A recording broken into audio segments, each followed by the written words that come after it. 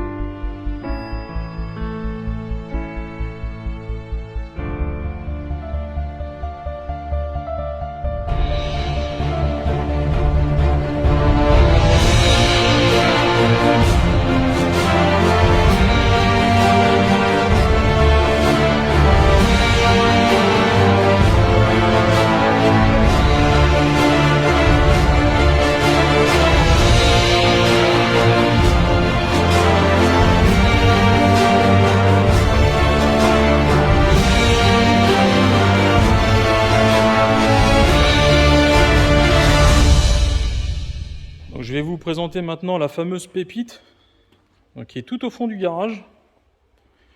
Une magnifique Ford GT40. Donc GT40 qui est en vente, si vous voulez vous faire plaisir, c'est le moment ou jamais. Bonjour Xavier, bonjour. Salut Sylvain. Comment vas-tu? Bien et toi? Bah très bien, très bien. Merci de m'avoir invité chez toi, si on peut dire ça comme ça. Oui, c'est chez moi effectivement. C'est ça, T'as raison. un magnifique endroit, des véhicules qui font rêver, et surtout la fameuse pépite. La fameuse pépite, Ouais.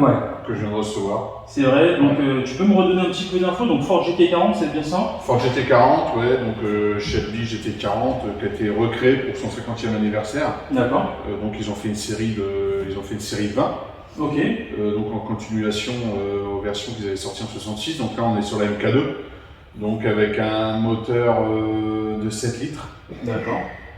Qui fait 427 cube-inch. Okay. Et puis qui développe 525 chevaux.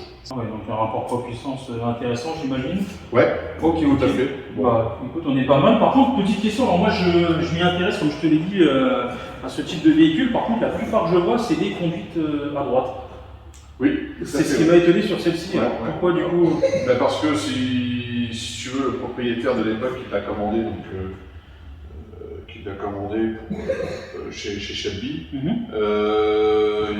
a eu la possibilité justement de faire une conduite à gauche. Donc voilà, donc c'est une des rares qui a la conduite à gauche. D'accord. Donc pour la majorité des pays, c'est mieux de l'avoir à gauche qu'à droite. Oui, on est d'accord. Mais c'est vrai que c'est au niveau commercial.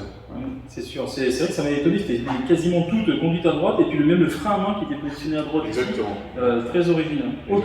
Xavier, sur ce véhicule, j'ai une petite question. Étant donné que ça peut être classé comme véhicule de collection, qu'est-ce qu'on pourra apporter comme conseil pour la garder le plus propre, le plus longtemps possible? Est-ce qu'il vaut mieux la laisser dans un garage avec une bâche et surtout ne pas y toucher, la faire rouler de temps en temps? Qu'est-ce que toi tu... Après, tu as deux écoles. Tu as l'école de celui qui va dire ouais non, c'est une voiture de collection, faut pas qu'elle ait de kilomètres, faut pas qu'elle roule, elle va prendre de la valeur, etc. Ça c'est une école qui est purement collectionneur. Après tu as l'école où tu vas plus avoir le technicien qui va te dire une voiture qui roule pas s'abîme. Donc ça c'est chose que je partage. Donc, faut les faire rouler. Les autos, c'est fait pour rouler. Maintenant, la meilleure des solutions, je serais tenté de dire, pour celui qui a ce type d'auto-là, c'est qu'à côté, il en a d'autres, en règle générale. Donc, il a de quoi rouler régulièrement sans mettre trop de kilomètres. Donc, ça veut dire qu'il va peut-être rouler 50 ou 100 km par an. Voilà, ça la fait rouler, c'est toujours mieux que rien. Et puis, de l'autre côté, ça prend pas de kilomètres. Et faire les entretiens, périodiquement, c'est ça aussi qui va donner la valeur de la voiture. Donc voilà, donc une voiture qui roule, ça dit moins qu'une voiture qui roule pas. Voilà. D'accord. Donc voilà, avant d'arriver à une auto qui a 20 000 km avec ça, ouais, il y a de la marge. Il y a de la marge parce que pour aller chercher le pain, c'est un peu compliqué. C'est sûr, c'est sûr. Et donc ouais, vaut mieux la faire rouler un petit peu. Petite question, j'entends très souvent, ouais, bah, je la démarre, je la laisse tourner 30 minutes. Si je dis pas de bêtises, c'est pas bon pour une unité dans la ligne, ce genre de choses peut-être? Bah, rouler en statique, la démarrer puis la laisser en statique, c'est pareil, ça va faire uniquement chauffer le moteur. Tout ce qui est boîte, tout ce qui est roulement, etc., pont, etc., ça chauffe pas. Donc le mieux, c'est tu prends ta voiture, tu roules, tu fais un petit quart d'heure, 20 minutes avec, tu roules avec. Une fois que sa température, voilà, tu arrêtes. Mais laisser tourner pour tourner en statique, il n'y a pas réel d'intérêt. D'accord. Et dernière petite question, tu me disais ce véhicule-là sur la route. Alors, si je dis pas de bêtises, beaucoup de pièces de l'époque ont été remises dessus. Oui. Donc le confort. 90%. Ouais. Bah, le confort, c'est un peu le confort de l'époque. Ah d'accord, donc très peu. Il n'y en a pas. Donc c'est vraiment clairement la passion quand tu roules. Et... Ouais, puis c'est aussi l'objet quoi. Parce que là, tu as vraiment la voiture qui a été reconditionnée comme dans les années 66. C'est la voiture qui a roulé au Mans quoi. Ouais, ils ont su garder. Ils ont gardé l'ADN et ils ont reconstruit la voiture en gros à 90%. Avec les pièces d'origine. D'accord. Ce qui sort cet objet d'art. Ok, bon bah écoute, super. Encore une question, je suis désolé. Ouais, comme tu sais, exactement. J'ai deux rêves, ça fait un peu enfantin comme ça, mais c'est de poser mes fesses dans une F40. Ouais. Là, il n'y en a pas aujourd'hui, et dans une GT40. Est-ce que c'est possible de m'asseoir à l'intérieur? Alors, passager ou conducteur? Comme conducteur, j'ai pas trop confiance, tu vas t'asseoir passager. Ok, d'accord. Non, je déconne. Non, mais vas-y, installe-toi à la place du pilote. Allez, à la place du pilote. À la place du pilote. Super, merci. Ok, bon, du coup, vous avez dit comment ça s'ouvre. Alors, rappelle-moi, j'appuie là. Tu appuies là, ok. ça te sort ta petite languette que tu tires. Super, tu mets la porte. C'est encore mieux. Et t'as même un portier. C'est génial. À ce prix-là, c'est un minimum. C'est adorable. Allez, hop là, il faut se glisser à l'intérieur. Ouais. Quelle élégance, t'as vu ça? Tu te faxes. Je me faxe, exactement. Tu te faxes. Oh, je mets pas le harnais ni rien, c'était juste pour avoir la sensation. Alors, là, tu peux même enlever le volant. D'accord. Donc, tu as deux petites tirettes, une de chaque côté, tu l'enlèves, tu tires dessus, voilà. Et c'est plus facile pour monter et descendre. Ah ouais, complet. Ouais. Super. Ouais.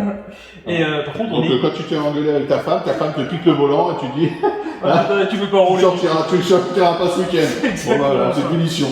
Et par contre, t'es vraiment assis sur la route, quoi. Ouais. C'est hallucinant. Et clairement. Ok, on peut fermer la porte pour l'immersion? Mais bien sûr.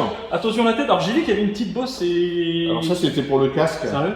C'était pour le casque, pour les courses. D'accord. Donc voilà, donc c'est la petite bombe en haut, c'est ça. D'accord, bon écoute, je te remercie. Avant de fermer, essaye de pareiller mon casque. Oui, je vais pas fermer ton casque. Avant de fermer la porte, je te remercie. Merci beaucoup pour ton temps, en tout cas, prie. c'est cool. On voit que la passion t'anime autant que moi, voire si ce n'est plus. Ouais, depuis des années. C'est ça. Donc, pas trop quand même. Jamais trop. Merci en tout cas. Là, je t'en prie. À plus avec tard. grand plaisir. Merci, ciao, ciao. Et du coup, pour sortir... Tu te démerdes, je passe demain.